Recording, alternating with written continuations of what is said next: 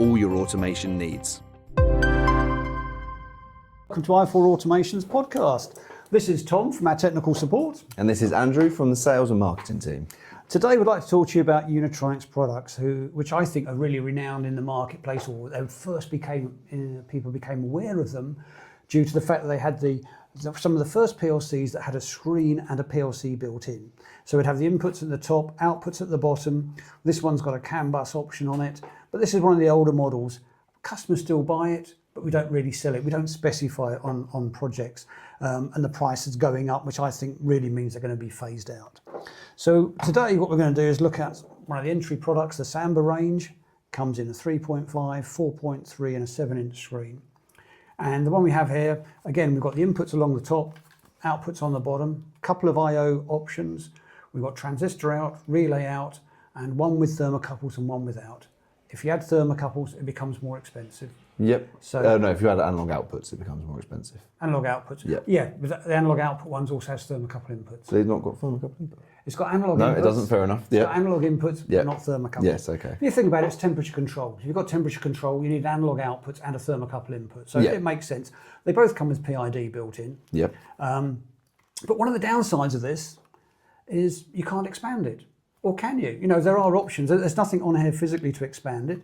So there's a clue there. There's a little bit of a hole. Yep. You can add CANbus. Yeah.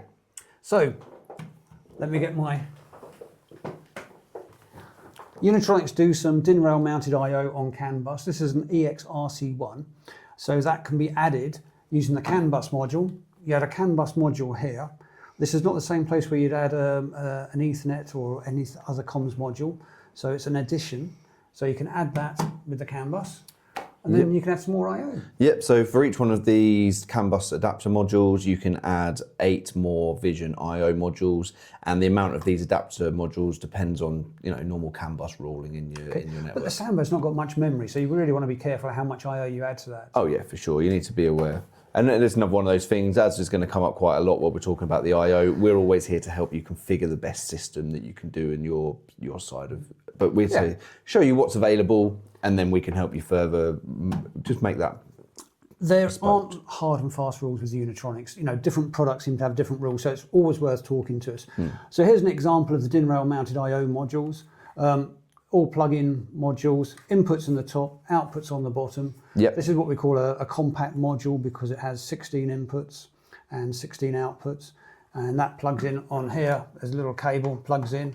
What is worth noting with the cables, they do want to go to the left-hand side of the controller. Yep. And mount there. So. And that can't be expanded any further. That's a ribbon cable. That is the length, that is the distance you can have between modules on there. And you can have up to 8 modules, as we say, per adapter that you've got on the system. You can put a bit of program in here as well, can't you? So you can do a little bit of smart programming in there just to do some basic functions actually within the CANbus module itself. Okay. So that covers CANbus. I'm going to put that here out of the way. So that's CANbus that you can add to the Samba units. Yep. But talk to us about how many modules you can add. The other thing you can add onto the Samba unit is Ethernet I/O. So you have to add an Ethernet card. The Ethernet card goes into this slot here. Yep. So you can add Ethernet on there. It uses Modbus TCP, standard protocol on these units, and they can be configured to be used with the Samba module if you want to. You can also use Modbus RTU with this type of I/O, and also CANbus with this type of I/O as well. And this is your sort of standard Slice I/O that you might recognise if you're in the industry. Slice I/O that we can just add on there. This can support up to 63 modules, and there's also a cut down version which supports 6 modules on there. Okay, but you can only get 2 slices, I think this only supports, doesn't it? Or is it's limited? Yes, exactly, yeah. So again, there are restrictions. You can add the Ethernet I/O, you can add the CANbus I/O, but there are restrictions with the Samba. The Samba unit is expandable. Sometimes it's worth going to a bigger module. It's going to be more cost effective on the I/O count if you go for the bigger module with the I/O built in than expanding it later. Sometimes you don't have any choice. You start a project and the goalposts move. Yeah. People always need more I/O rather than less. Right, so I'm going to put the Samba unit away. Okay. I'm now going to, let me see, we'll look at the 3.5 inch I've got here. Yep, we got up the 4.3 inch. So this got the same sort of form factor as the Samba in that you've got the I/O built into the actual PLC and HMI unit there, but You've also got the option to have expansion on the side here, and it looks like a normal RJ45 connection. In fact, it is an RJ45 connection, but it's a special type of cable which connects to one of these I/O modules, an EX adapter module. This one's actually got I/O built into the EX adapter module, and this works just like the CANbus module that Andrew was showing you before. This allows you to expand another 8 modules onto the system, giving you a maximum amount of I/O on the vision system of 1,000 I/O points. Same I/O module we showed you earlier. Exactly. The DXRC1 plugs in, same port. Again, same rule, it goes onto the right-hand side of the module. Yep. Leave yourself some DIN rail space so you can add these. One common question that we get about these modules is, can you have more than one expansion module on a vision system? And the answer is no. It's one expansion module, but you can expand further. You can have one of these native expansion modules and a CANbus module on your system. So that allows you to have more I/O on there if you want to. Okay, and also on the 3.5-inch screen, the same sort of rules apply. You've got, it does say I/O expansion, it's an RJ45 plug on there, so you can add some I/O using those rules. Now, you can also add CANbus I/O. Yeah. So here there's a port for CANbus. Here this one's not been knocked out. It's strange because these are some of our workshop ones that we do different projects with, etc. So we take out the EX module. The EX module. Replace it with this EX module. So we take out one of the EX-A2Xs or the EX module with I/O like that one, replace it again with an EX-RC1 module, which is the CANbus expansion module. And like we say, the I/O just comes to the right of the module and you just have a CANbus port. Can we have CANbus and the expansion? Yes, yeah, I was just Okay, saying so that. Oh, sorry. Yeah, no, I was just saying that you can have both of them and you can expand it further if you want So what's the maximum I/O you can put onto a vision project? 1,000 I/O points. Okay, so yeah, it's pretty substantial. Yeah. And you can have them distributed on CANbus, or you can have them. You can go on the EX module. You can expand up to 30 meters on CANbus. Ooh, that's kilometers, isn't it? Yeah, That's standard CANbus rules. But the speed goes down as you go longer. Yeah. It gets quite complicated at that point, but. Okay. We can help out, do the specs for a CANbus system as well. Yeah, whatever you need to do. So that's a 3.5-inch, 4.3, 5.7, 10.4 and 12-inch. Same rules apply. Yeah, 7-inch as The well. biggest difference is, I thought you were going to grab the 12-inch screen then. Oh, sorry. 12-inch screen. The 12-inch screen. So when you go to the 5.7-inch screen, the 7-inch screen, the 10-inch screen, or the 12.1-inch screen, you can actually also have I/O snapped into the back of it. So these units don't have I/O as standard, but you can just snap a bit of I/O onto the back of it, and that allows you've got 8 different flavors of these snapping I/O modules, and that just gives you a bit of native I/O on the back of the PLC and HMI if you want to have it there. So you've got the same sort of form factor as you have with the smaller modules, but you've just got a choice of what kind of I/O you want to have snapped into the back. And then of course, you can expand further with either CANbus or one of the EX modules, so you can add more I/O to your project quite easily, as well as having it on the back of the PLC and HMI. The biggest problem is when you get to the bigger screens, you tend to have a bigger I/O count. I say it's a problem, biggest challenge, and then you have more cables and you have more weight. So if you want to expand on that, we can use the EX module or the CANbus module. Exactly. And then they can have the I/O connected to that. So you can have the I/O then distributed, the same rules as we mentioned before, using CANbus. Where does the CANbus port on there? CANbus port is on the side of it over here. That's built in on that one. Built in on the V1210, yeah. Okay, and then you can add some I/O to that. There's also the expansion port for going into the I/O modules. Yep. This one is an expansion port with I/O added onto it. You can get it without I/O, so there's lots of configurations there. Yeah, and once again, we're just showing you what the options are available, but when it comes to your specific project, we're happy to work with you.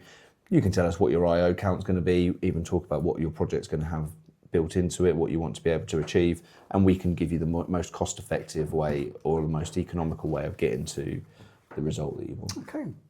Ethernet I/O, can we add that onto these products? Yeah, exactly. That can just the same as with the Samba. These can be added onto the Vision system via Ethernet, CANbus, or Modbus RTU, and it's just standard rules apply for that as well. You just use your standard expansion port for either Ethernet. So we can use this I/O on CANbus? Yes. Oh, so we just changed the header unit here from Exactly. an Ethernet to a CANbus module. Exactly that, And we yeah. can add that, so that gives you a different resolution and a different form factor. Exactly, and it's a really versatile piece of kit actually, because you can also have Profinet on there. Even though the Vision system doesn't support Profinet, these can be standalone units that can work over Profinet. You can only have one. You can't do like a protocol conversion on that. You can only have one header unit, one Yes. converter. Okay. Yeah. Okay, so on the Vision products, we can have. Let me make sure I got this right. CANbus, CAN IO. Yep. You can have a proprietary Unitronics IO, which can work with CAN open. Yep. You can have the Ethernet IO, which also can work on CAN open by changing the header. Yep. So that will work on there. Maximum IO about 1,000 IOs. So you can use all three, or you could use. As a 1,000 IO native, as soon as you start using one of these modules, you've got the possibilities are up to 63 modules added onto the unit, and some of those can have up to 32 IO points on them. Oh, wow, you've got, so, yeah, a lot of maths there to try and work out exactly what the number is. And you can have the IO on the back of the screen if you wanted to as well. Exactly. If you wanted a local indicator or some way of seeing what was happening. Yeah, for sure. Okay, so lots of flexibility, lots of different ways of doing it. Always worth giving us a call, because we'll look at it and we're more than happy to give you half a dozen prices for different systems, just to say, okay, well, this one works better or that one works better. That gives you more flexibility. The chances are we're not going to have the exact IO count you want. Life's not like that, unfortunately. But all of this I/O can be configured still within the VisiLogic software. So in the same programming environment that you use for programming the PLC, you can configure the I/O in there, including with this Slice IO. It can all be configured with inside your project, and then you're effectively just creating tags that you then reference inside your program, inside your HMI, whatever you want to do. So it's all a very nicely cohesive just system that works together, and everything kind of works with the VisiLogic software. The main thing you need to worry about is how many I/O you want, what size screen you want, and what you want to be showing on that screen. And give us a shout, because we'll give you a configuration, we'll show you the I/O. Most projects, it's normal to have about between 10 and 20% spare. Yeah. So, okay, you work out the I/O count that you want, but you then want to add some spare. And I suggest that 10 or 20% really depends on how confident you are with the machine you're building or the client you're working with and what their expectations are. Yeah. You might want to just leave some DIN rail so you can add a couple of modules. Yep. Because with these all butting up to each other, it's worth thinking about it. Did a project recently with a customer, and we just changed the complete PLC for one with more I/O in it, because it was the same physical size and he could get the extra that he needed. Yeah. But if you had some DIN rail space, I know space is money, but if you had that space, you're normally quite well. Yeah, we've got all the CAD files available on our website for working out how much space you want to have in your control panel. We've had someone recently that swapped some of these I/O for some of the Modbus I/O, because obviously there's a lower profile on this Slice I/O. So it's just something to think about, something that's available to you. The Vision system is really quite expandable. You've got a lot of options available to you for expanding CANbus, Ethernet, Modbus RTU, whatever you want to do. Okay, and it all started with these rather simple products. Yep. And now we're going through to some quite complex products. Don't forget, like and subscribe. We'll get you more information. He likes to do that, he's got that. Thanks a lot. Cheers then. Cheers. For all your automation needs.